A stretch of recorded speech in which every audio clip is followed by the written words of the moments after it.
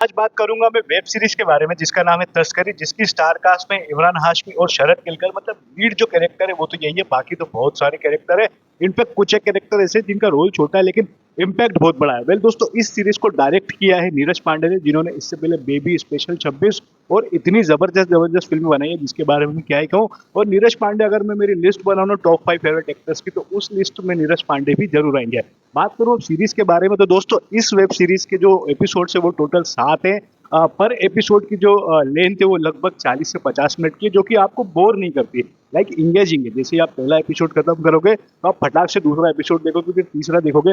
मतलब आप सोचो कि पूरी वेब सीरीज एक साथ देखना आज के टाइम में बहुत डिफिकल्ट हो जाता है, लेकिन जो भी इस तरह के कंटेंट के फैंस होते हैं ना, वो तो वेब सीरीज देख ही लेते हैं। बात करूं दोनों कैरेक्टर्स के काम की, तो दोस्तों स्टोरी वाइज दोनों कैरेक्टर्स का काम बहुत अच्छा है, लेकिन मुझे ऐसा पर्सनली लगा कि शरद केलकर का रोल इमरान हाशमी को होना था और इमरान हाशमी वाला रोल जो है वो शरद केलकर को होता ना, तो ज्यादा मजा आता। फिर तो आप इसको मूवी बना के थिएटर में भी रिलीज कर देते ना, तो 200-300 करोड़ का कलेक्शन इजीली कर लेती है। इमरान हाशमी अपने रोल में अच्छे लगे, लेकिन सीखने वाली बात है, अगर आप लोग पर्सनल लाइफ में भी तस्करी वगैरह करना चाहते हो ना, तो आप इस वेब सीरीज को देखो, क्योंकि नए नए यूनिक कॉन्सेप्ट दिखाए हैं।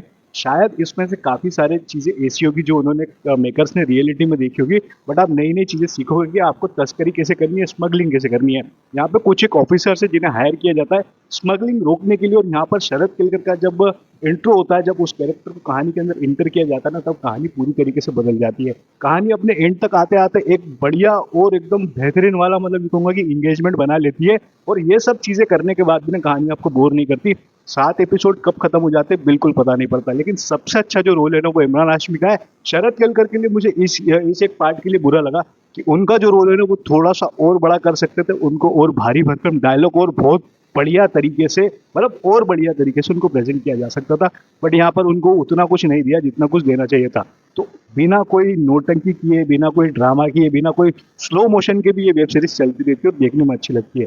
तो अगर आप इस हफ्ते कोई अच्छी वेब सीरीज देखना चाहते हो और कोई बढ़िया और बेहतरीन कॉन्सेप्ट के साथ कोई कहानी को देखना चाहते हो, तो आप तस्करी देख सकते हो। आपको कुछ एक पुरानी कहानियों की, पुरानी मूवीज की, पुरानी सीरीज की याद जरूर आती रहेगी बीच बीच में, लेकिन फिर भी आपका ध्यान जो रहेगा इस सीरीज से बिल्कुल नहीं हटेगा। तो दोस्तों मेरे साइड से मैं इस वेब सीरीज को स्टार दूंगा 3.5, 5 में से 3.5 स्टार दूंगा।